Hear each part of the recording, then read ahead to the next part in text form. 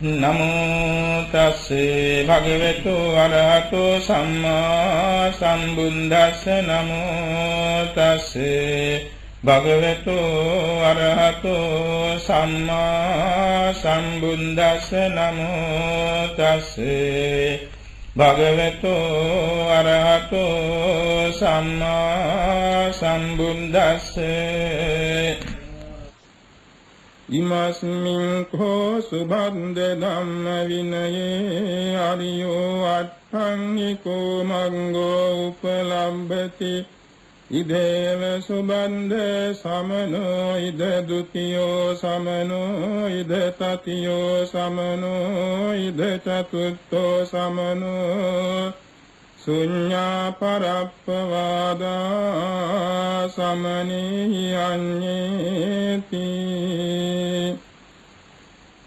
ශ්‍රද්ධාවන්ත පින්නතුනි, තුන් ලෝකාග්‍ර වූ භාග්‍යවත් අරිහත් සම්්‍යක් සම්බුද්ධ දස බලධාරී සරුවක්ඥ රාජෝත්තමයන් වහන්සේ විසින් මෙයින් අවුරුදු 2546කට පෙර වෙසක් පුර 15ව පොහෝ දවසකදී සුභද්‍ර පරිබ්‍රාජකතුමාණන් අමතා වදාළ සූත්‍ර පාඨයක් මේ ප්‍රකාශ වුණේ. විශේෂයෙන්ම සම්බුද්ධ ශාසනය හැඳින්වීම පිණිස කෙටියෙන් දේශනා කළ සූත්‍ර පාඨයක්. මේ ඇතුළත් වන්නේ දීඝනිකායේ මහා පරිනිර්වාණ සූත්‍රයටයි. ඒ සම්බන්ධ දීර්ඝ විස්තර විවරණයක් නොව ඉතා කෙටි හැඳින්වීමක් මෙහිමයි.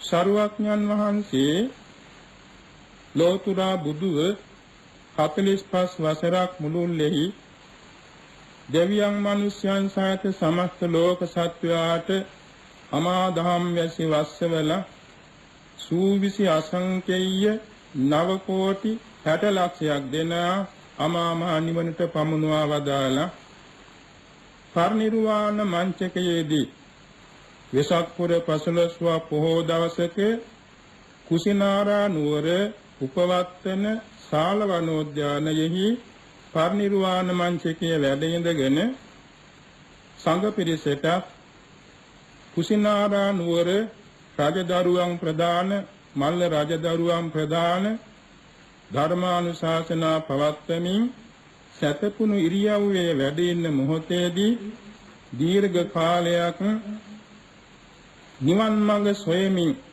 එසේ නමුත් කල්යාණ මිත්‍රයෙක් නොමැතිව පරිබ්‍රාජකයෙක්ව පැවතුණු ජීවත් වුණු සුභද්‍ර පරිබ්‍රාජකතුමා එතනට පැමිණියා. අනදමා හිමියන් වහන්සේගෙන් විමසුවා මට ස්වල්ප වේලාවක් තථාගතයන් වහන්සේ සම්මුඛව කතා කරන්න අවසරද කියලා. අනදමා හිමියන් වහන්සේ පිළිතුරු දුන්නා සරුවක්ඥන් වහන්සේට මහන්සි ඒ නිසා අවසර දෙන්න බෑ. මේ කතාව ඇහුණා ශාන්තිනායකයන් වහන්සේට. ඒ මොහොතේ අනදමා හිමියන් වහන්සේට විධාන කළා ආනන්දය ඒ සුභද්‍ර පරිබ්‍රාජකතුමාට මා වෙත පැමිණීමට අවසර දෙන්න කියලා. සැබවින්ම සරුවක්ඥන් වහන්සේගේ සම්මුඛ අවසාන ශ්‍රාවක රත්නය වෙන මේ මහා පුණ්‍යවන්තයාගේ අතීත හේතු සම්ප්‍රද්‍යක්ක තථාගතයන් වහන්සේ වෙත මොහු පැමිණ එකත් පසක ගෞරවාචාරව වාඩි වෙලා ප්‍රශ්නයක් ඇහුවා. භවත් ගෞතමයන් වහන්සේ මම බොහෝ කාලයක් මේ තාපස පැවිද්දෙන් පරිබ්‍රාජක ජීවිතයක් ගත කරනවා. මට දැනගන්න අවශ්‍යයි මා වැනි පරිබ්‍රාජකයන්ද බාහිර පැවිද්දන්ට සුගතියක් නිවනක් ලැබෙනවාද කියලා දැනගන්න. ඒ වෙනකොට මෙතුමා අහලා තිබුණා සිද්ධාර්ථ ගෞතම සම්මා සම්බුදුරජාණන් වහන්සේ නැමැති ශාස්ත්‍රුන් වහන්සේ දෙවොලවට බඹලවට නිවනට මඟ පාදන එකම ශාස්ත්‍රුන් වහන්සේ කියලා අහලා තිබුණා. ඒ නිසා මෙතුමා ඇවිල්ලා ප්‍රශ්න කෙරේ. ඒ වෙලාවේ ශාන්තිනායකයන් වහන්සේ මෙහෙම පිළිතුරක් දුන්නා. සුභද්‍රය මම පැවිදි වෙලා අවුරුදු 51යි. මේ පැවිදි වෙලා ඉන්න අවුරුදු 51 ඇතුළත කිසිම පරිබ්‍රාජක කෙනෙක් සුගතියට ගිහිල්ලා නැති බව මට පේනවා. මං කල්ප 91ක් ඈත දැන් බලනවා. කල්ප 91 ඇතුළත එකම එක පරිබ්‍රාජකයෙක් පමණයි සුගතියටවත් ගියේ. අනිත් පැත්ත යන්නේ දුගතියට. ඒ සුගතියට ගිය පරිබ්‍රාජකතුමත් තමන්ගේ අවසාන මොහොතේදී තමන් අනුගමනය කළ අත්කලමතාන යෝගය අත්හැරියා. ඒ දෘෂ්ටි අත්හැරීම නිසා සුගතියට යන්න පුළුවන් වුණා. සුභද්‍රය යම් සසුනක ආර්ය අෂ්ටාංගික මාර්ගයේ ඇතනම් ඒ ශාසනයේ පමණයි කෙලෙසුන් නැතිකොට ලබන සදාකාලික වෙනස් නොවන සුවයටපත් විය හැකි වන්නේ. ඒ බව ප්‍රකාශ කරමින් මේ සූත්‍ර පාඨය දේශනා කළා. ඉමස්මින් කෝ සුබද්ද ධම්ම විනයේ ආර්යෝ අට්ඨාංගිකෝ මග්ගෝ උපලබ්ධති. සුබද්‍රය මේ බුද්ධ ශාසනයෙහි පමණක් ආර්ය අෂ්ටාංගික මාර්ගය පවතිනවා. ඉදේව සුබද්ද සමනෝ සුබද්‍රය මේ බුදු සසුනේ පමණක් සෝතාපන්න ප්‍රථම ශ්‍රමණයන් වහන්සේ පහළ වෙනවා. ඉද ဒ ුතියෝ සමනෝ මේ ශාසනයේ පමණක්ම ဒ ුතිය ශ්‍රමණ කියන සකරදාගාමි ඵලස්ත්‍යයන් පහළ වෙනවා. ඉද තතියෝ සමනෝ මේ බුදු සසුනේම පමණක් තතිය ශ්‍රමණ කියන අනාගාමීන් වහන්සේ පහළ වෙනවා. ඉද චතුත්ථෝ සමනෝ මේ බුදු සසුනේ පමණක් සතරවෙනි ශ්‍රමණ නමින් හැඳින්වෙන රහතන් වහන්සේ පහළ වෙනවා ලැබෙනවා. ශුඤ්ඤා පරප්පවාදා සමනේහි අඤ්ඤේ අන්‍ය පරප්‍රවාද නම් වූ බාහිර ශාස්ත්‍ර ශාසන මේ කියන සෝතාපන්න සකදාගාමි අනාගාමි අරහත් ශ්‍රමණයන් වහන්සේලාගෙන් හිස්ය කියන එක දේශනා කළා. කල්ප ලක්ෂ ගණන් පෙරම් පුරාගෙන ආව මේ සුභද්‍ර පරිබ්‍රාජකතුමාට ඒ දේශනා මාත්‍රේ සෑහුණා. මෙතෙක් කල තමා විමුක්ති මාර්ගයක් සොයමින් නියම කල්යාණ මිත්‍රයෙක් නොමැතිව ගත කළ අතර මේ ස්වල්ප දේශනාවෙන් තේරුම් කරගත්තා සුගතියට නිවනට යන මාර්ගය මේකයි කියලා. වැඳලා අවසර ඉල්ලුවා ස්වාමීනි භාග්‍යතුන් වහන්සේ අනුකම්පා උපදවා මා පැවිදි කරනසේක්වා කියලා. සරුවඥන් වහන්සේ වදාලා සුභද්‍රයේ අන්‍ය පැවිද්දෙක් අන්‍ය තීර්ථකයේ සසංගත වෙනවා නම් සාර මාසයක් පරිවාස පුරන්නට ඕන. සාර මාසයකින් පසුව භික්ෂු සංඝයා වහන්සේගේ සිත් දිනා ගත්තා නම් ශාසනීය පැවිද්ද ලැබෙනවා. එසේ නමුත් පුද්ගල විශේෂයක් තියෙනවා. එනිසා මට පැවිදි කරවන්න දැන් පුළුවන්. සරුවඥන් වහන්සේ සතපුණු ආසනයේම වැඩ ඉඳගෙන ශ්‍රී හත්යේ දිගු කොට ඒහි භික්ඛු ස්වාඛාතෝ ධම්මෝ චාර බ්‍රහ්මචර්යං සම්මා දුක්ඛ සාන්ත කිරියාය. මහාන මෙහියව ධර්ම විනය ස්වාඛාතයි සියලු දුක් කෙලවර කරනු පිණිස සසුන් බඹසර හැසිරෙව. මේ වචනේ ශ්‍රී මුඛයෙන් හිත වෙනකොටම අර තාපස පිරිකර වෙනුවට අෂ්ට පරිස්කාර ශරීරගතව 70 වස් පිරුණු තෙරුන් වහන්සේ නමක් මෙන් ඊර්ධමය පාත්‍ර කීවර ධරව ඒහි භික්ෂු භාවයෙන් පැවිද්ද ලැබුණා. ඒ මොහොතේම සරුවඥන් වහන්සේගෙන් භාවනා කර්මස්ථානයක් ලබා ගත්තා. ඒ සල්ලුයේනේම ගහක් මුලට පැමිණ භාග්‍යතුන් වහන්සේ වැඩින්නා දිහාට මුහුණලා වාඩි වුණා. එකම ආසනයේදී මෙම ආර්ය අෂ්ටාංගික මාර්ගයේ වැඩෙන හැටියට සමත විපස්සනා භාවනා වඩා ස්වල්ප වේලාවක් තුලදී සෞඛලස්නසා අරිහත්ත්වයටපත් වුණා. මේ තමයි බුදු සසුනේ සරුවඥන් වහන්සේගේ සම්මුඛයෙහි පැවිදි වූ අවසාන අන්තිම ශ්‍රාවකයන් වහන්සේ. මෙම සුභද්‍ර මහරහතන් වහන්සේ අඤ්ඤා කොණ්ඩඤ්ඤ මහරහතන් වහන්සේ දෙනම විපස්සී බුද්ධ ශාසන කාලයේ සහෝදරයෝ. ඒ කාලේ සුභද්‍ර පරිබ්‍රාජකතුමා නැත්නම් දැනට සුභද්‍ර රහතන් වහන්සේ වැඩිමල් සොහොයුරා. අඤ්ඤා කොණ්ඩඤ්ඤ ස්වාමීන් වහන්සේ දෙවැන්නා.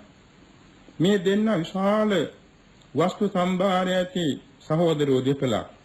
මේ දෙන්නට තිබුණ සියක් කිරියක වපසරිය ඇති විශාල යල්යාය. මේ කුඹුරෙහි ගොවිතැන් කරලා ගොයම් බණ්ඩි හැදෙන කාලේ බාල සොහොයුරා කිව්වා අපි මේ බණ්ඩි තලලා අග්ගස දානයක් දෙමු. වැඩිමලා කැමතුනේ නැහැ. කීප සැරයක් ආරාධනා කළාට කැමතුනේ නැහැ. පසු කුඹුර දෙන්න බෙදාගත්තා. බෙදාගෙන බාල සොහොයුරා 50 කිරියක පමණ වූ තමාගේ කොටසින් බණ්ඩි තලලා අග්ගස දානයක් දුන්නා. එදාම හැන්දෑවේ කුඹුරට ආවම ගලවාගත්ත බණ්ඩි ගොයම් බණ්ඩි ඔක්කොම තිබුණන්ට වඩා රෝපණය වෙලා පුදුම සන්තෝෂයක් ධිටදම විපාකේ. නාවාරයක් එම කුඹුරු යායේ අග්ගස්ස දාන දීලා තියෙනවා. එතුමා ප්‍රාර්ථනා කළා යම් බුදු සසුනක සියල්ලන්ද පළමුව පැවිදි වෙන්න, චිර රාත්‍රාඥ වෙන්න, සියල්ලන්ද පළමුවෙන් අරිහත්ත්වේ සාක්ෂාත් කරගන්න හේතු වේවා කියලා. අර වැඩිමල් සොහොයුරාද අග්ගස්ස දානයක් දුන්න එකවරක්. එතුමා එවැනි පැතුමක් කෙලේ නැහැ.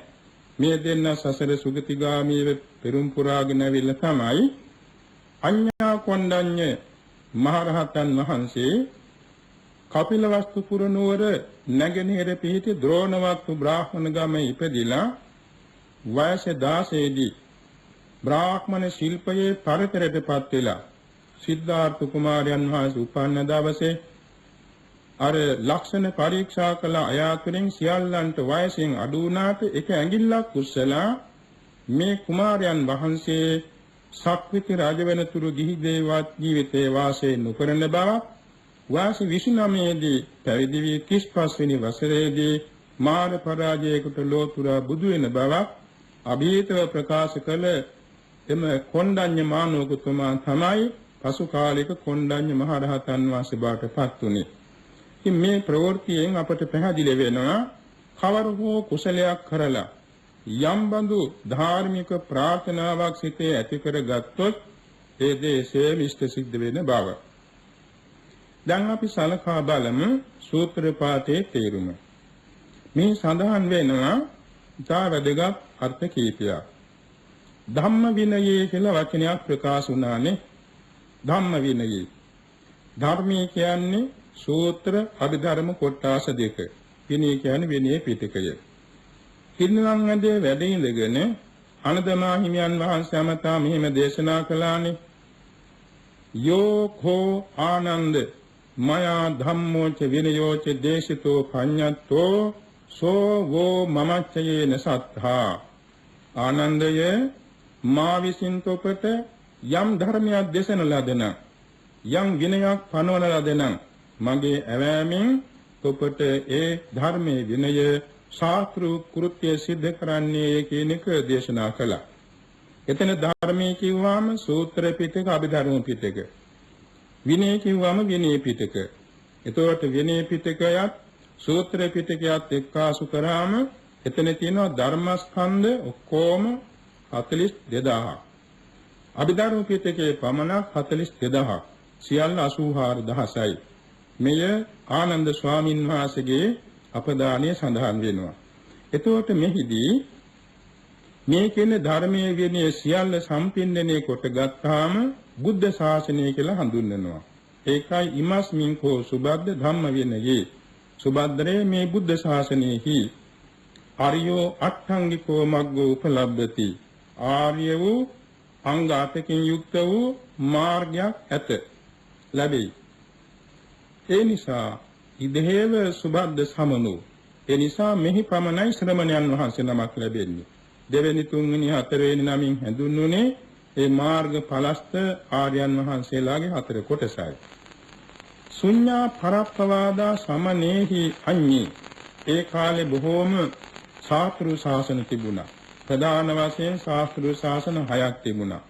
පූර්ණ කාශ්‍යප, මක්ඛලී ගෝසාල, අජිත කේසකම්බල, කකුද කච්චායන, සංජය බෙල්ලත්ත පුත්‍ර, නිගණ්ඨනාථ පුත්‍ර කියන ශාස්ත්‍රූරුන්ගේ ශාසන තිබුණා. ඒ අතර තවත් වෙනත් එච්චර ප්‍රසිද්ධ නොවූ ශාස්ත්‍රු ශාසනක් තිබුණා. ඒ කිසිම ශාසනයක මේ කියන සෝවාන් ආදී ආර්ය මාර්ගඵලලාභීන් පහළ වී සිටියේ නැහැ. හැබැයි සරුවඥන් වහන්සේ පහළ වීමෙන් පසුව බොහෝ ශාස්ත්‍රීය බ්‍රාහ්මණ ගෘහපති ශ්‍රමණ ඥානවන්ත අය එනවා වාදයට. බොහෝ සෙයින් වාදයට එනවා. ඒ අතු හිතාගෙන එන ප්‍රශ්න මාලාව විමසන්නත් ඉස්සර සරුවඥන් වහන්සේගේ දේශනා තුළින් විසඳෙනවා. ඒ නිසා එවැන්නෝ තමාගේ දෘෂ්ටි ජාලාවන් ඔක්කොමත් හැර දාලා බොහෝ සෙයින් සසුන්ගත වෙලා පැවිදි වෙලා මඟඵල නිවන් සෝයෙන් සැනසීමටපත් වෙනවා. ඒ වාගේ සසුන්ගත වෙච්ච ශාස්ත්‍රීය බ්‍රාහ්මණ ගෘහපති ශ්‍රමණ පිරිස මෙතෙක් කියලා ප්‍රමාණ නැහැ. ඒ විදිහට සරුවඥන් වහන්සේ වෙත බොහෝ දෙනා පැමිණ තිබෙන්නේ. එනිසා අන්‍ය ශාස්ත්‍රීය ශාසනවල නොමැති උසස් ප්‍රතිඵලයක් මේ ආර්ය අෂ්ටාංගික මාර්ගයේ නිසා බුදු සසුනේ පවතිනවා කියන එකයි මෙහි හැඳින්වීම. ඊළඟට අපි සලකා බලමු මෙතන අරියෝ අට්ඨංගිකෝ මග්ගෝ කියන වචනය. අරියෝ කියන්නේ ශ්‍රේෂ්ඨ, නිර්දෝෂී, එවාගෙම උතුම් කියන තේරුමයි. අරියෝ කියන බුදුරජාණන් වහන්සේට බුදුරජාණන් වහන්සේගේ ශ්‍රී මුඛයෙන්ම ඒ දේශනා කළා තියෙනවා. ඒ කියන්නේ සදේවකේ භික්ඛවේ ලෝකේ සමාරකේ සබ්‍රාහ්මකේ සස්සමන බ්‍රාහ්මණියා පජාය සදේ මනුස්සාය තථාගතෝ අරියෝ මේ සූත්‍ර දේශනාවක් තියෙනවා. දෙවියන් සහිත, මනුෂ්‍යයන් සහිත, මරුන් සහිත, බ්‍රහ්මයන් සහිත, ශ්‍රමණ බ්‍රාහ්මණයන් සහිත සමස්ත ලෝක සත්‍ය අතරෙහි තථාගතයන් වහන්සේ ආර්ය නම් වෙනවා. හේතුව නිර්දෝෂී පුජ්‍යලයන්ගෙන් අග්‍ර බැවින් සරුවඥන් වහන්සේ සරුව නිර්දෝෂයි. ඒ කියන්නේ වාසනා සහිතවම ක්ලේශයන්ගෙන් තොරයි. රහතන් වහන්සේලා කෙලෙසුන්ගෙන් තොර වුණාට වාසනා කෙලෙස් තියෙන්න පුළුවන්. වාසනා කෙලෙස් කියන්නේ සංසාර පුරුදු. සරුවඥන් වහන්සේට වෙන්නේ සංසාර පුරුදු වශයෙන් තියෙන අසංවරකමක්වත් නැහැ. ඒ නිසා උන්වහන්සේ සරුව නිර්දෝෂ බැවින් ආර්ය නම් වෙනවා. සර්ව ශ්‍රේෂ්ඨ බැවින් ආර්ය නම් වෙනවා. දෙවියන් මනුෂ්‍යයන් සහිත සමස්ත ලෝකයේහි සීලයෙන්, සමාධියෙන්, ප්‍රඥාවෙන්, විමුක්තියෙන්, විමුක්ති ඥාන දර්ශනයෙන්, රූප විලාසයෙන්, ධර්ම දේශනා විලාසයෙන්, පාරමී සම්භාරයෙන්, පූර්ව ප්‍රනිධානයෙන් සෑම දෙයකින්ම සරුවඥන් වහන්සේ ශ්‍රේෂ්ඨයි. ඒක නිසා ආර්ය නමින් හැඳින්වෙනවා. එම ආර්ය වූ සරුවඥන් වහන්සේ සොයාගෙන අනුගමනය කොට බුදු වී දේශනා කළ මාර්ගය නිසා ඒකට කියනවා අරියෝ මග්ගෝ, අරියෝ අට්ඨංගිකෝ මග්ගෝ කියලා. තවත් තේරුමක් තියෙනවා. ඒ කියන්නේ සෝවාන්, සකෘදාගාමි, අනාගාමි, අරහත් කියන මේ මාර්ගඵලලාභීන් වහන්සේලාට කියන ආර්ය ශ්‍රාවක කියලා. ඒ ආර්ය ශ්‍රාවක භාවයට පැමිණෙන උතුමන්ගේ ගමන්ගත් මාර්ගය නිසා ආර්ය අෂ්ටාංගික මාර්ගය කියලා හඳුන්වනවා. ඒ වගේම මේ මාර්ගඵලලාභී බාට පැමිණෙන්නේ යම් පිළිවෙතක් නිසාද. ඒ නිසා ඒකට ආර්ය මාර්ගය, ආර්ය අෂ්ටාංගික මාර්ගය කියලා කියනවා. අෂ්ටාංග කියන්නේ අංග 8ක් ඇති බැවින්. එතකොට මෙන්න මේ කියන ආර්ය අෂ්ටාංගික මාර්ගය බුද්ධ ශාසනයේ පමණයි තියෙන්නේ. ශ්‍රමණ කියන මේ වචنين කියවෙන්නේ සමිතත්තාහි පාපානං සමනෝති පවුච්චති. ඒ කියන්නේ තමාගේ సంతානෙහි ක්ලේශ ධර්මයන් සමනය කළ බැවින්, සංසිඳෙව බැවින් ශ්‍රමණ කියන මේ නම ලැබෙනවා නික්ලේශ උත්තමයන්ද. මාර්ගඵලලාභී උතුමන්ද ශ්‍රමණ කියන්නේ කෙලෙසුන් සංසිඳෙව නිසා. ක්ලේශ කියන්නේ සංතානේ දවන කවන උපතාපනය කරන මනෝමය ධර්මතාවක්. කියන්නේ චෛතසික ධර්ම සම්භාරයක්. චිත්ත චෛතසික ධර්ම රාශියක් තියෙනවා. හිත දවනවා කවනවා. ඒ දවන තවන ධර්මතා තියෙන ඔක්කොම 14ක්. ඒකට පරිවාර වශයෙන් සිත් 12ක්, චෛතසික ධර්ම සියල්ල 27ක් එකතු වෙනවා. ඒවා තමයි මේ විදිහට సంతානේ දවන්නේ තවන්නේ. අකුසල් සිත් 12යි, ඊයදෙන චෛතසික ධර්ම 27යි. එයින් කෙලෙස් 9න් කියවෙනවා 14ක්.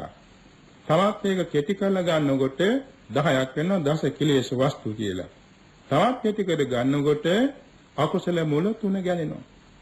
මෙන්න මේ කියන ධර්මතාවන්ගෙන් సంతානේ දැවෙනවා, තැවෙනවා, උපතාපණය වෙනවා. ඒවා සංසිඳ වෙන්නේ යම් කිසි පිළිවෙතකින්ද ඒ සංසිඳ වීමෙන් ලබන ශාන්ත සැපයටපත් වූ උතුමන්ද කියනවා ශ්‍රමණ කියලා.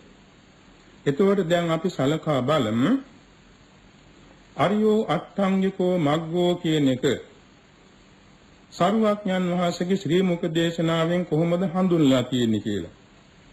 සම්මා දිට්ඨි, සම්මා සංකප්පෝ, සම්මා වාචා, සම්මා කම්මන්තෝ, සම්මා ආජීවෝ, සම්මා වායාමෝ, සම්මා සති, සම්මා සමාධි.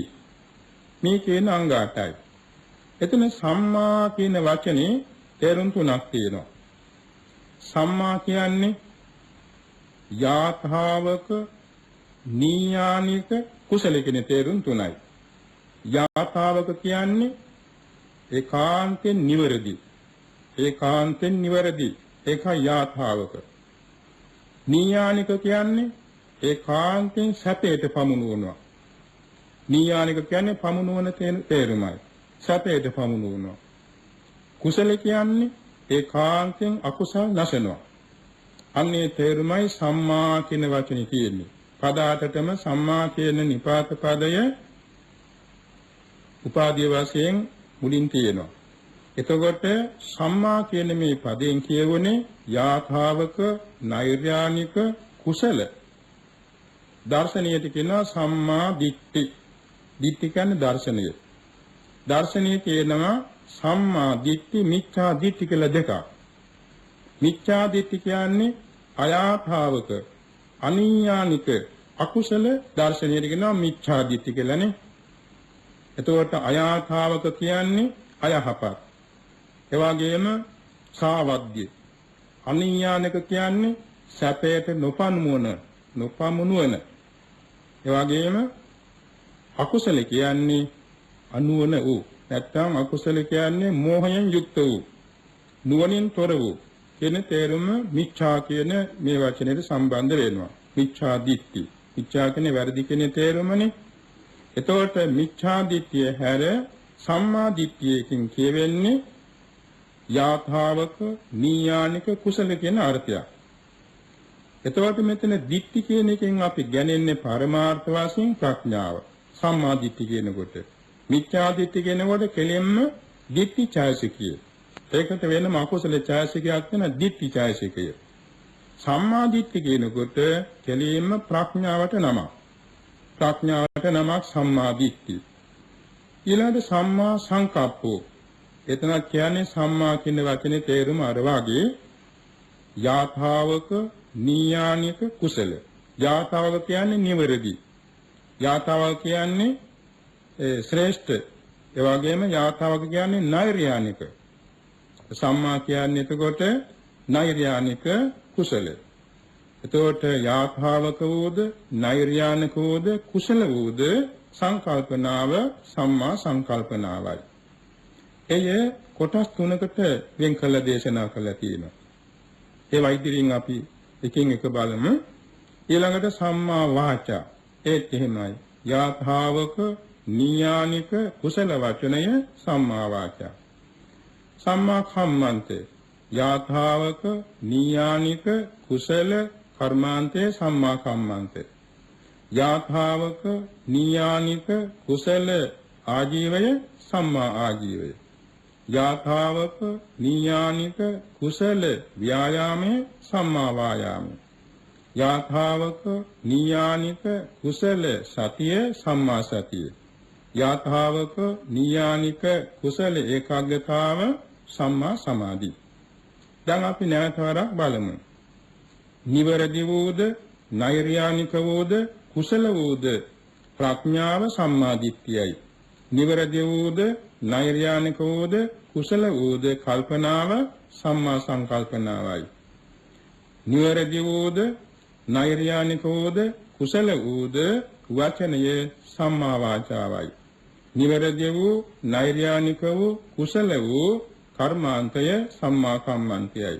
නිවැරදි වූ නෛර්යානික වූ කුසල වූ ජීවත් වීමෙහිවත් ආජීවය සම්මා ආජීවයයි. එසේම නිවැරදි වූ නෛර්යානික වූ කුසල වූ උත්සාහය සම්මා වායාමයයි. නිවැරදි වූ නෛර්යානික වූ කුසල වූ සිහිය සම්මා සතියයි. නිවැරදි නෛර්යානික කුසල එකඟත්වය සම්මා සමාධියයි. ධර්මතා වශයෙන් මෙහෙමයි. සම්මා දිට්ඨිය කියන්නේ ප්‍රඥාව. සම්මා සංකල්ප කියන්නේ විතරකය.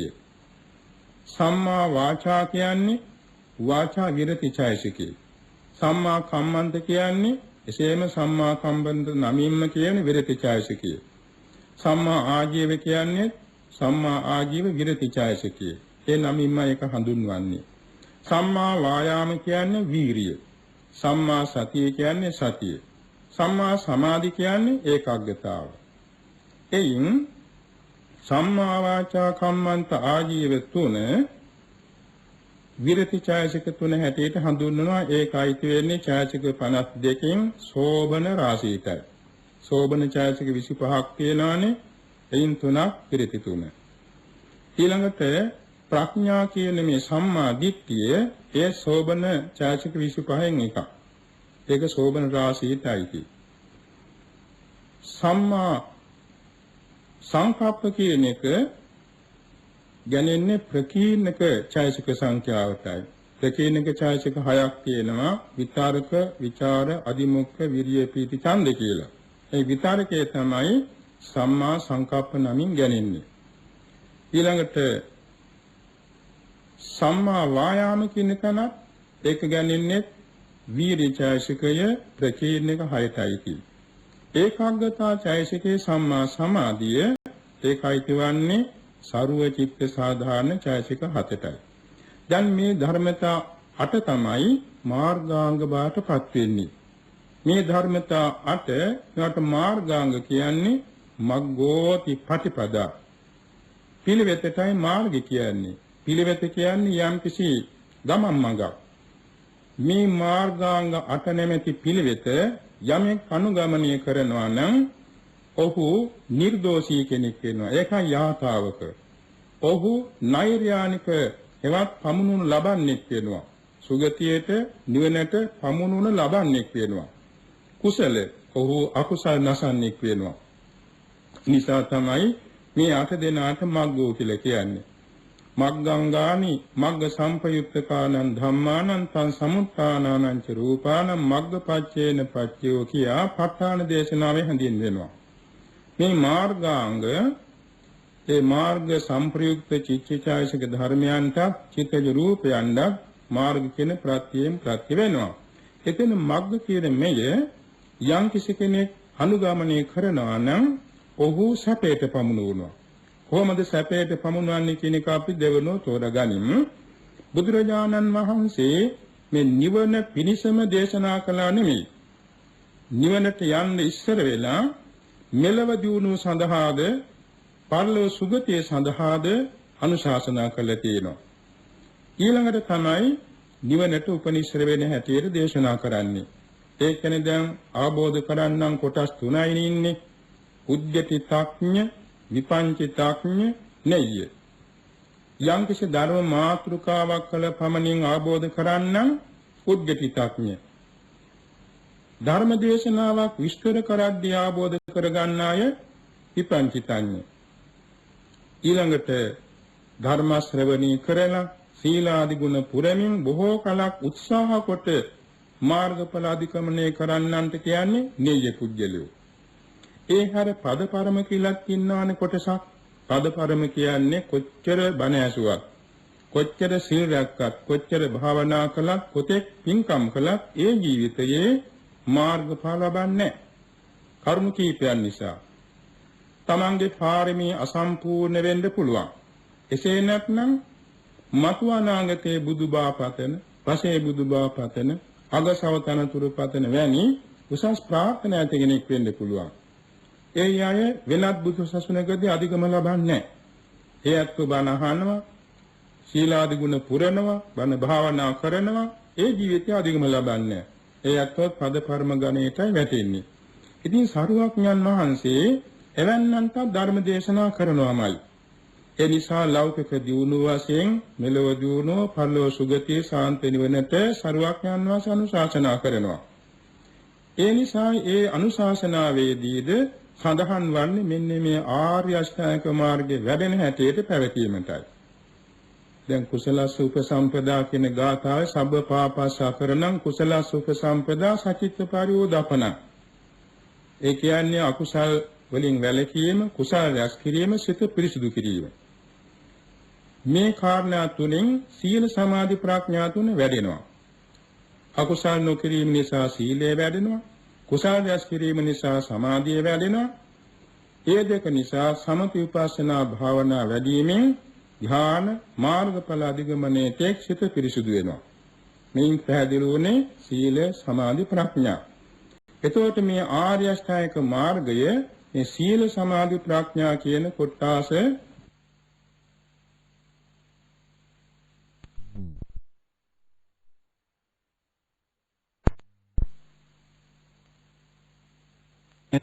දීපද මාර්ගයෙන් ශ්‍රේෂ්ඨ මාර්ගය ආර්ය අෂ්ටාංගික මාර්ගයයි. සත්‍යයන් අතුරින් ශ්‍රේෂ්ඨ සත්‍යය චතුරාර්ය සත්‍යයයි. ධර්මයන් අතුරින් ශ්‍රේෂ්ඨතම ධර්මය නිර්වාණ ධර්මයයි. දෙපාත්වයෙන් ශ්‍රේෂ්ඨ උත්තමයන් වහන්සේ පසස් ඇති සරුවක්යන් වහන්සේ. එතකොට මේ මාර්ගඵල අධිගමනයේ සඳහා මෙමෙ කියන ආර්ය අෂ්ටාංගික මාර්ගයේ හැර වෙන මාර්ගයක් නැහැ.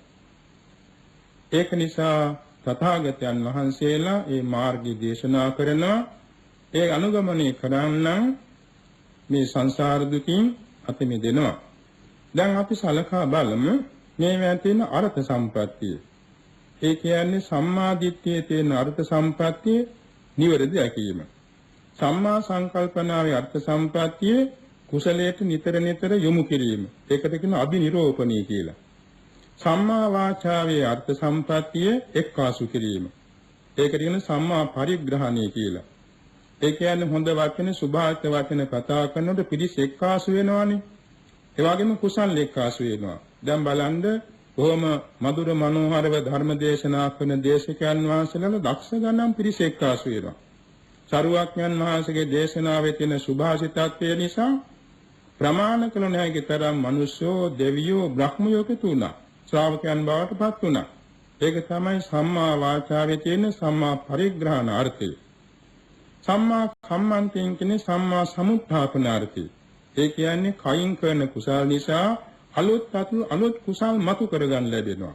ඒක සම්මා සමුත්ථාපනය. සම්මා ආජීවයේ තියෙන ලක්ෂණය වෝදාන. වෝදාන කියන්නේ පිරිසුදු බව. නිවැරදි ආජීවයෙන් ජීවත් වෙන පුද්ගලයා බොහොම පිරිසුදුයි. ඒ වගේම සම්මා වායාමයේ තියෙන පරිග්‍රහාර්ථය. කියන්නේ අනිත් ධර්මතාවන්ද රුකුල් දීම. ඊළඟට පග්ගහාර්ථය කියන්නේ රුකුල් දීම. සම්මා සතියෙන් කෙරෙන්නේ උපස්ථානාර්ථය කියන්නේ කුසල් සිත් නිතර මතු කර දෙන්න එළඹ සිටිනවා. කුසල් අරමුණු මතු කර දෙන්නේ සම්මා සතියයි. සම්මා සමාධියෙන් කෙරෙන්නේ අවික්ෂේප බව. අවික්ෂේපාර්ථය හිත විසිරියන්න දෙන්නේ නැහැ. එතකොට බුදුරජාන් වහන්සේ දේශෝ අර්ථය මෙහිමයි. සම්මා දිට්ඨිය තෝරන කොට දුක්ඛේ සමුදය නිරෝධේ මාර්ගෙන් නොදන්නාකම අවිද්‍යාවයි. ඒ දන්නාකම සම්මා දිට්ඨියයි. එතන අභිධර්ම ක්‍රමයක ධර්මතා 8ක් ගැන හඳුන්වනවා. දුක්ඛය, සමුදය, නිරෝධය, මග්ගය, పూర్වාන්තය, අපරාන්තය, పూర్වාපරාන්තය, පටිච්චසමුප්පාදය. මේ ධර්මතාවන් හරිහැටියම් කෙනෙක් වටහා ගැනීමෙන් සම්මා දිට්ඨිය වැඩි දියුණු වෙනවා. සම්මා සංකල්ප කෙනෙක් ධර්මතා 3කින් දේශනා කළා. ඒ කියන්නේ නෙක්ඛම්ම සංකප්ප, අව්‍යාපාද සංකප්ප, අවිහිංසා සංකප්ප. නෙක්ඛම්ම සංකප්ප කිව්වේ කෙලෙසුන්ගෙන් නික්මීම සඳහා නිවන් සුව සඳහා අදිෂ්ඨාන තබාගෙන කුසල් කිරීම. නෙක්ඛම්ම සංකල්ප කොටින් නිවන් පැතීම. අව්‍යාපාද සංකල්පනා මෛත්‍රිය. අවිහිංසා සංකල්පනාව කරුණාව. නෙක්ඛම්ම සංකල්පනාවේ අනිත් පැත්ත කාම විතරක. අව්‍යාපාද සංකල්පනාවේ අනිත් පැත්ත ව්‍යාපාද විතරකේ. අවිහිංසා සංකල්පනාවේ අනිත් පැත්ත විහිංසා විතරකේ.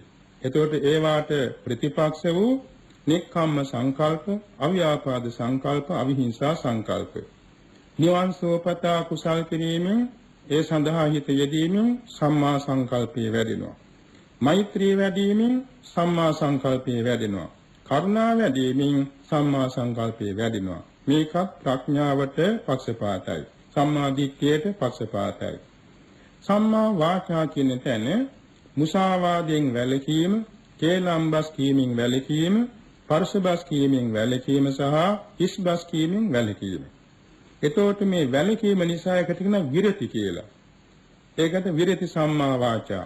ඒ හැර මුසාවාදයෙන් තොර සත්‍ය වචන කතා කිරීම. කේලම්බස් කීමෙන් තොරව සමගදම් වඩන වචන කතා කිරීම. පරසබස් කීමෙන් වැළකී මෛත්‍රියෙන් මුරුදු මුලක් වචන කතා කිරීම. හිස් වචන කීමෙන් වැළකී දෙලොවට වැඩදායක යහපත් වචන කතා කිරීම. මේ සඳහා යොදන වචනය චේතනා සම්මා වාචා. ඒක සම්මා කම්මන්ත වාචාවයි. මාර්ගාංගය. සම්මා කම්මන්ත කියන තැනත් එහෙමයි. ඒ කියන්නේ ප්‍රාණඝාතයෙන් වැළකීම, අදින්නාදානෙන් වැළකීම, මිච්ඡාචාරයෙන් වැළකීම, අධර්ම කටයුතු වලින් ශාරීරික වශයෙන් කරන අධාර්මික කටයුතු වලින් වැළකීම, සුරාපානයෙන් වැළකීම. මේ වැළකීම විරති සම්මා කම්මන්තයයි. ඒ හැර දන් දීම, සීල රැකීම, භාවනා කිරීම, වත් පිළිවෙත් කිරීම ආදී වශයෙන් ශාරීරික වෙහෙසවල යම් යම් කුසල ක්‍රියාවන් යෙදෙනවා නම් ඒ ශරීරයේ වෙහෙසවන යෙදෙන හැම විටකම සම්මා කම්මන්තයකට කියනවා චේතනා සම්මා කම්මන්ත කියලා. ඒ වගේම ජීවත් වීම සඳහා කෙරෙන ප්‍රාණඝාතයෙන් වැළකීම, අදින්නාදානෙන් වැළකීම, මිච්ඡාචාරයෙන් වැළකීම, මුසාවාදයෙන් වැළකීම, සුරාපානයෙන් වැළකීම, කේලම්බස් කීමෙන් වැළකීම, පරසබස් කීමෙන් වැළකීම, ඒ වගේම හිස්බස් කීමෙන් වැළකීම, වැරදි වෙළඳාම් වලින් වැළකීම ආදී වූ මිත්‍යා ආජීවයන්ගෙන් වැළකීමද කියනවා විරති සම්මා ආජීව. ඒ හැර උත්සාහයෙන්, දැහැමින්, සෙමින්, උපයා, සපයා ජීවත් වීම සඳහා යොදන සිත සම්මා ආජීව. ඒකට කියනවා චේතනා සම්මා ආජීව.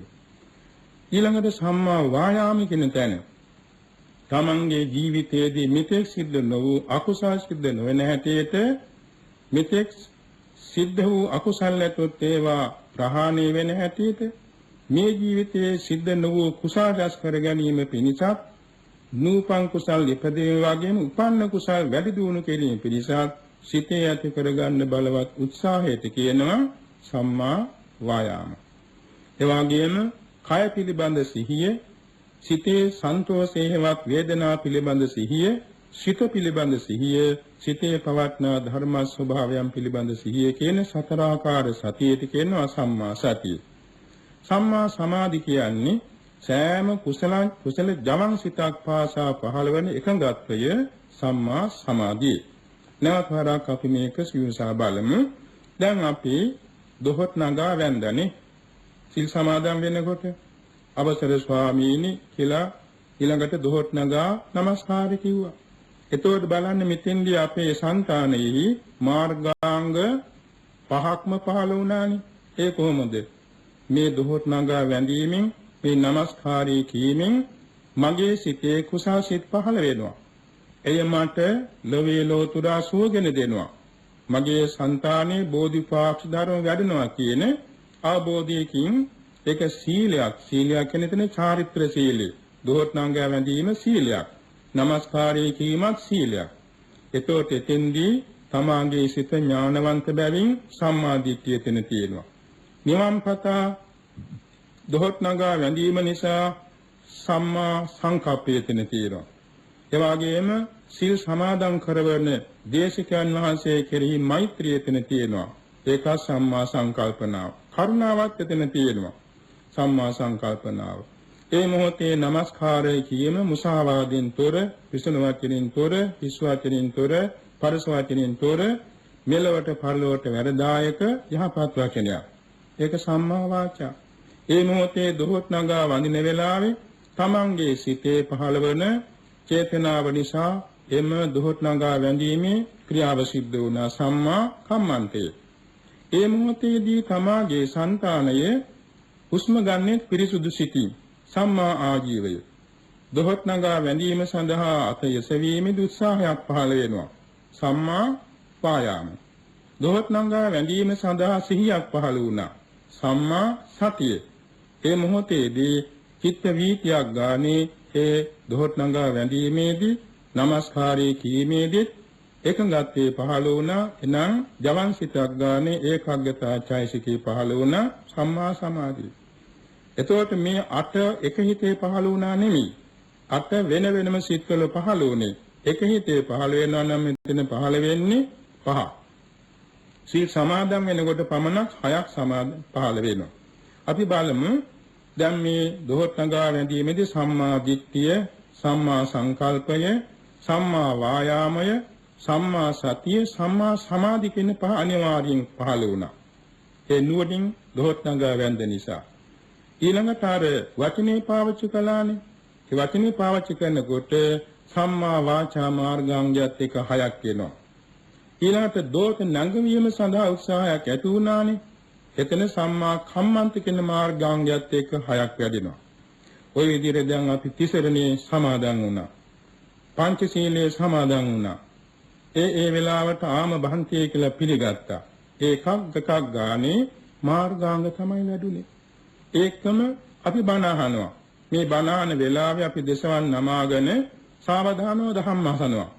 මේ අහන වෙලාවේ සෝතද්වාරික වශයෙන් කුසල චිත්ත වීතිත් පහළ වෙනවා. මනෝද්වාරික කුසල චිත්ත වැඩියෙන් පහළ වෙනවා. සද්දම් පඨම චිත්තේන ඊතං ဒ ුතිය චේතසා නාමං තතිය චිත්තේන අත්තං චතුත්ථ චේතසා. මේ ශබ්දයේ පළමුවෙන් සෝතද්වාරික චිත්ත වීතියෙන් අහනවා. ඊළඟට මනෝද්වාරික චිත්ත වීතියෙන් ඒ ශබ්දය අතීත ශබ්දය අරමුණු කරනවා. ඊළඟට මේ කියවෙන්නේ මේ නමයි, මේ කියවෙන්නේ මේ නමයි කියලා නම තේරුම් ගන්න චිත්ත වීතියක් තුන්වෙනුව පහළ වෙනවා. ඊළඟට මේකේ අර්ථය මේකයි, මේකේ අර්ථය මේකයි කියලා අර්ථය වටහා ගන්න චිත්ත වීති සතරවෙනුව පහළ වෙනවා. හැබැයි මේ හතර එක චිත්ත වීතියක් නෙමෙයි. එක්වැනි චිත්ත වීති 10000 ගණන්ගෙන් තමයි අපට වැටහෙන්නේ. එතකොට එක වචනයක් කියන්න චිත්ත වීති රාශියක් අපට ඕන වෙනවා. එතකොට එකක් ගානේ අපේ සිතේ ජවන් සිත් පහළ වෙනවානේ. ඒ ජවන් සිතක් ගානේ තමයි මේ මාර්ගාංග පහළ වෙන්නේ.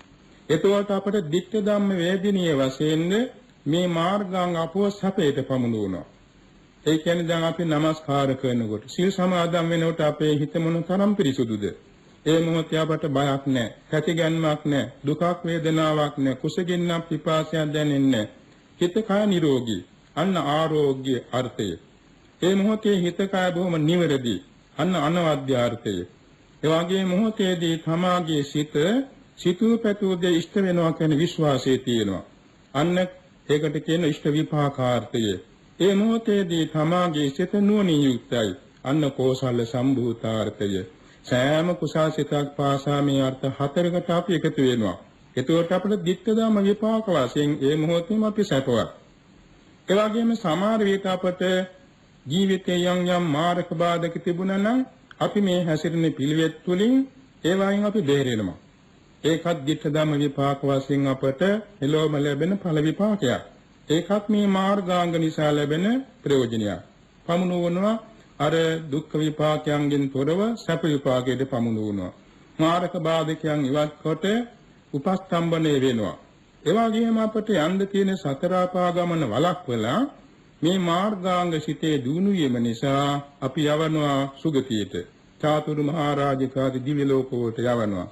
ඒ මක් නිසාද අපේ පැතුම නිවනට යනතුරු අපි පාරමී පිරිනතුරු සුගති ලෝකවල අපට හැසිරෙන්න සිදු වෙනවා. ඒක සිතුවත් නොසිතුවත් සිදු වෙනවා. එතකොට සුගති ලෝකවලට කවුද මේ පමුණුවන්නේ? මෙන්න මේ මාර්ගාංග 8 දෙනා එකතු වෙලයි. එපමණක් නෙමෙයි. දැන් අපි මේ ජීවිතයෙන් චුත වී යම් භවයක උපදිනවා. සමාජයට අපි මව කුසක උපන්න නම් අපට පූර්ව භවය පේන්නේ. හැබැයි ඕපපාතික වශයෙන් දේවත්වයටමපත් වුණා නම් පූර්ව භවය පේනවා. එතකොට මව කුසේ උපදිනාට පූර්ව භවය නොපෙනෙන්නේ භවාන්තරින් වැහිලා. නමුත් උපපාතික වශයෙන් උපන් ආට පේනවා. එතකොට එයාගේ సంతානෙහි අර මුලින් පුරුදු කරන ලද ගුණාංග නැවත 10000 ගුණෙන් දිනු කර ගන්න ලැබෙනවා. මෙන්න මේ අනුව සලක බැලීමේදී ඒ මාර්ගාංග 8 දෙනා භවයක් පාසා පුද්ගලයාට උපනිශ්‍රේ වශයෙන් පිහිට වෙනවා. භවයෙන් භවයට පෙරපස සඳක්මින් ඒ ගුණ ධර්මයන් වර්ධනය වෙනවා. ඒ නිසා භවයෙන් භවයට සුගතියට පමුණවනවා, ශ්‍රද්ධාවන්ත කෙනෙක් බවට පමුණවනවා, සීලවන්ත කෙනෙක් බවට පමුණවනවා, එවාගෙම ත්‍යාගවන්ත කෙනෙක් බවට පමුණවනවා, එවාගෙම ධනවත් කෙනෙක් බවට පමුණවනවා, රූපවන්ත කෙනෙක් බවට පමුණවනවා, පරිවාර ඇති කෙනෙක් බවට පමුණවනවා, එවාගෙම යසීසුරු ඇති කෙනෙක් බවට පමුණවනවා, එවාගෙම මහේසාක්‍ය කෙනෙක් බවට පමුණවනවා, සිටු තනතුරට පමුණවනවා, රාජ සැපයට පමුණවනවා, දේව රජ බවට පමුණවනවා, බ්‍රහ්ම ලෝකයට පමුණවනවා. ඔය පැමිණවීම සියල්ල සිද්ධ වෙන්නේ සිතේ පුරුදු කර ගන්නා පූර්ව භාග ප්‍රතිපදා වශයෙන් වැඩෙන ආර්ය අෂ්ටාංගික මාර්ගය නිසායි. එපමණක් නෙමෙයි අපේ පරම ප්‍රාර්ථනාව තියෙන්නේ වෙනස් නොවන සැපේනේ.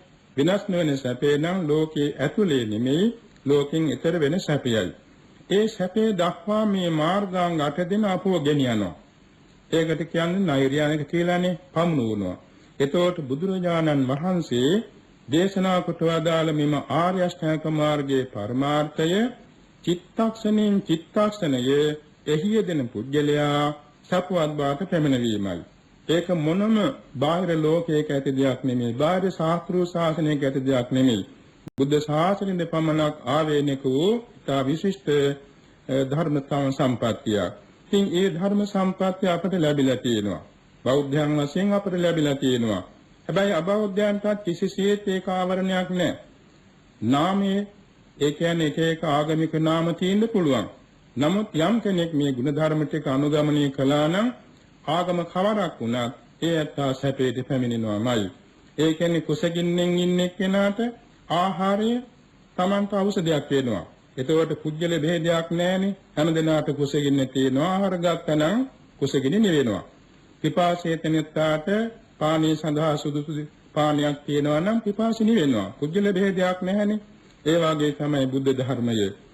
ඒ කියන්නේ වංශ භේදයක් නැහැ, ಜಾති භේදයක් නැහැ, දේශ භේදයක් නැහැ. හැම දිනාටම සාධාරණ, හැම දිනාටම හිතසෝපනිස පවත්නා ධර්ම ස්වභාවයක් සූර්යාලෝකයේ වගේ. සූර්යාලෝකයේ මුළු ලෝකයේ සෑම දිනාටම ආලෝකය බෙදා දෙනවා.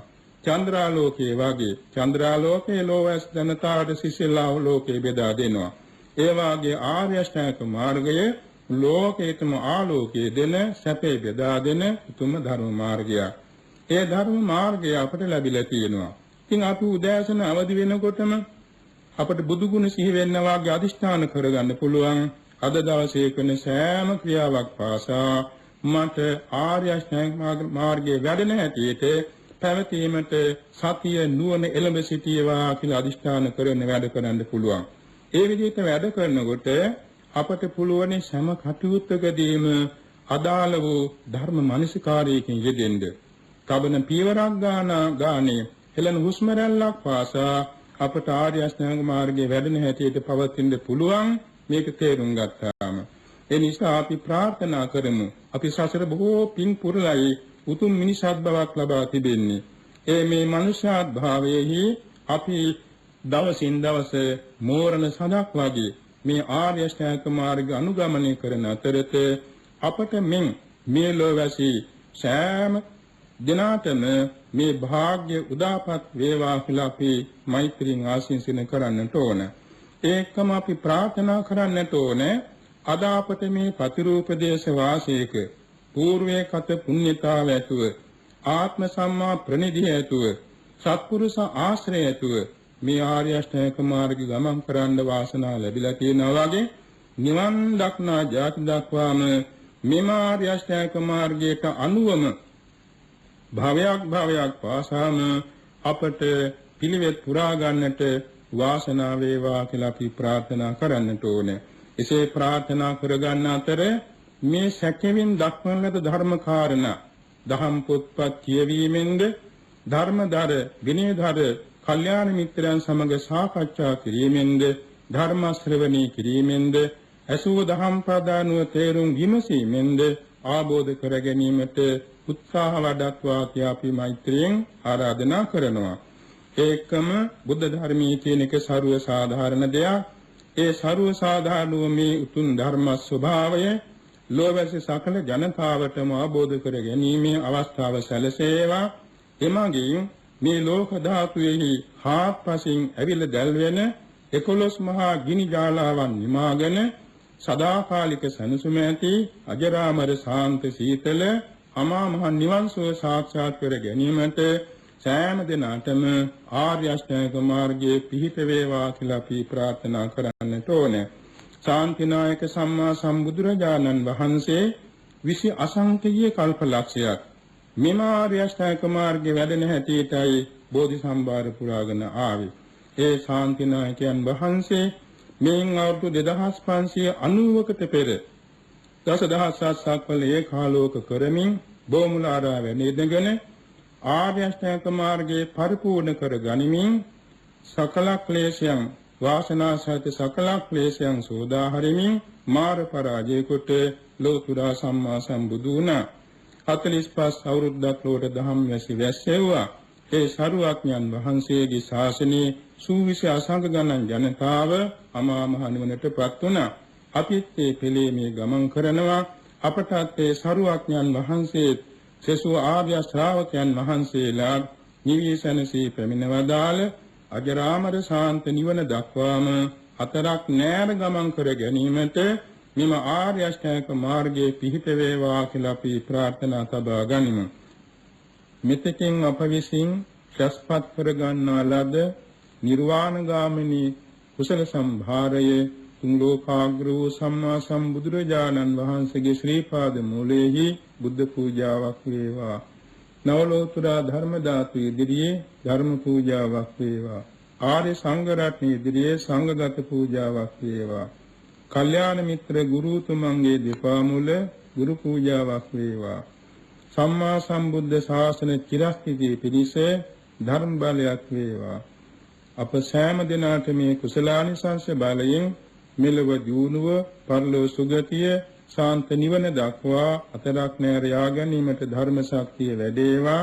අවසන් වරට අපට දෙවියන් සහිත සමස්ත ලෝක සත්‍යයට මෙලව ජයගෙන පරලෝ ජයගෙන සසර ජයගෙන කෙලසුන් ජයගෙන ආත්මය ජයගෙන අපරාජිතව බුදු පසේ බුදු මහරහතුන් වහන්සේ නිවී සැනසී වදාළ අග්‍ර අමා මහ නිවන් සුව සාක්ෂාත් කර ගැනීම පිණිස හේතු වාසනා වේවා කියාපි ප්‍රාර්ථනා තබමු. ආකාශට්ඨා ච බුම්මට්ඨා දේවානාගා මහිද්దికා පුඤ්ඤන්තං අනුමෝදිत्वा චිරං රක්ඛන්තු සම්බුද්ධ ශාසනං. ආකාශට්ඨා ච බුම්මට්ඨා දේවානාගා මහිද්దికා පුඤ්ඤන්තං අනුමෝදිत्वा චිරං රක්ඛන්තු සම්බුද්ධ දේශනං. ආකාශට්ඨා ච බුම්මට්ඨා දේවානාගා මහිද්దికා පුඤ්ඤන්තං අනුමෝදිत्वा චිරං රක්ඛන්තු සම්බුද්ධ ශාවකේ. ධර්ම ශ්‍රවණී කිරීමේ කුසලානිසංස බලයෙන් සමට දෙලොව ජයගෙන පැතුූ බෝධියෙන් අග්‍ර අමා මහ නිවන් සුවත් වේවා.